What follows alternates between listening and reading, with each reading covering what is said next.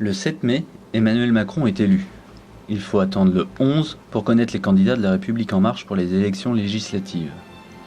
Ils ont 39 jours pour se faire élire, alors que les autres partis sont en campagne depuis plusieurs semaines. En Dordogne, 3 candidats sont investis. Michel Delpont, Jacqueline Dubois et Philippe Chassaing.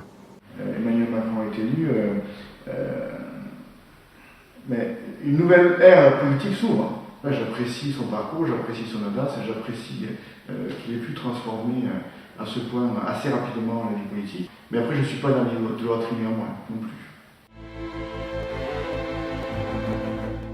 Le projet qu'il a construit n'était pas une espèce d'addition de mesures de droite ou de gauche, c'était vraiment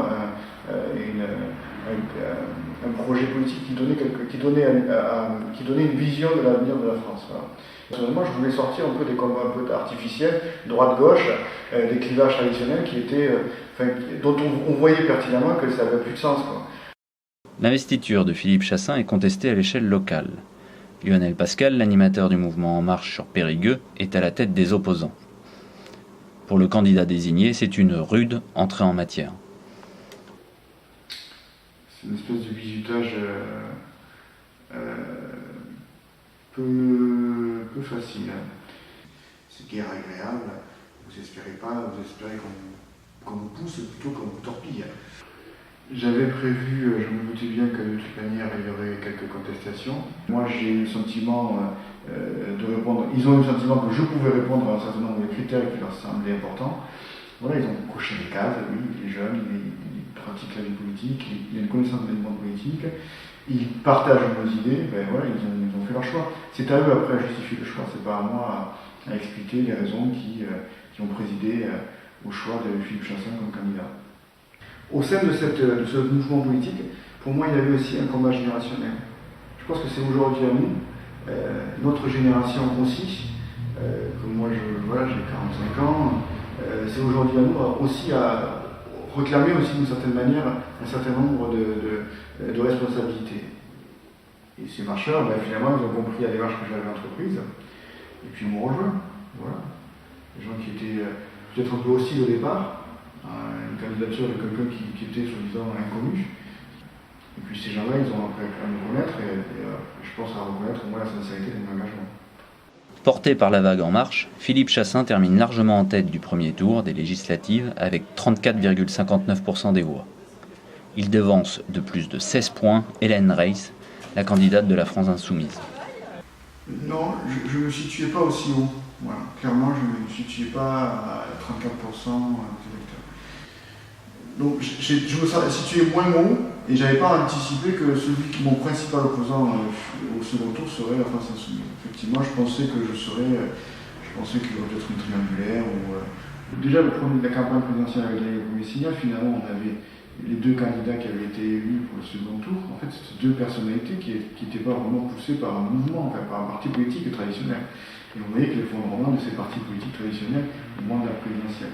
J'ai essayé d'appeler un sursaut des abstentionnistes. Ça, c'est ce que je me suis efforcé parce que j'étais inquiet quand même du premier tour où vous aviez quand même pas mal de gens qui s'étaient retirés du vote. Voilà. Favori pour le deuxième tour, Philippe Chassaing l'emporte avec 52,53% des voix face à la candidate de la France Insoumise qui a refait une grande partie de son retard. En fait, d'une certaine manière, j'avais assez confiance. J'avais confiance parce que on pouvait perdre, la question n'est pas là, mais disons que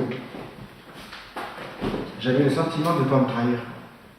Donc de ce fait-là, ça rassure terriblement en fait. Je me dis, bon voilà, je fais le job.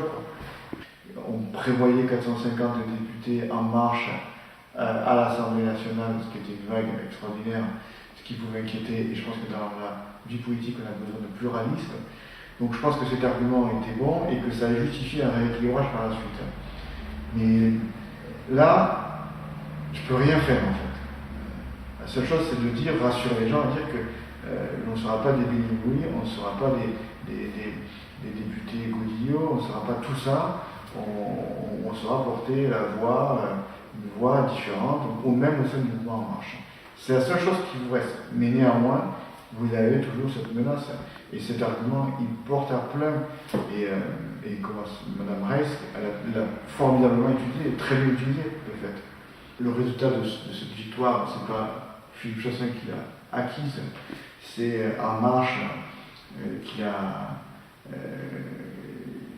Je suis le fruit d'une vague En Marche, dans laquelle Philippe Chassin il a rajouté sa pierre à l'édifice. Le 18 juin, 39 jours après avoir été désigné candidat alors qu'il était inconnu du grand public, Philippe Chassin devient député. Un rôle qu'il découvre depuis. Vous réalisez ce que implique devenir député progressivement, et c'est pas du genre de. C'est là où vous mesurez qu'est-ce que ça veut dire de devenir député. C'est quand vous commencez à vous mesurer à l'étendue de la tâche qui va vous être octroyée, qui vous est octroyée par élection. Et ça, je suis désolé, mais personne ne peut s'en rendre compte, il faut le vivre. Voilà. Et là, cette rentrée, aujourd'hui en septembre, je mesure pleinement aussi tout ce qui est devant moi.